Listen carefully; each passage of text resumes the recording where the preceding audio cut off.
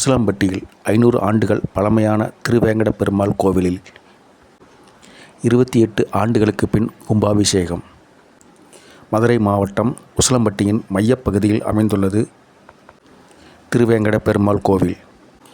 சுமார் 500 ஆண்டுகள் பழமையான இந்த கோயில் இந்து அறநிலையத்துறை சார்பில் புனரமைக்கப்பட்டு 28 ஆண்டுகளுக்கு பின் கும்பாபிஷேகம் வெகு விமர்சையாக நடைபெற்றது.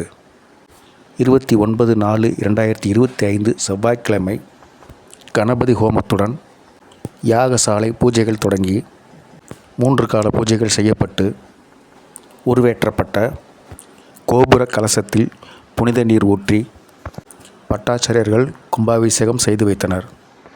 தொடர்ந்து கருவறையில் உள்ள திருவேங்கட பெருமாள் சிலைக்கு சிறப்பு அலங்கார அபிஷேகம் செய்யப்பட்டு தீபாராதனை காட்டப்பட்டது.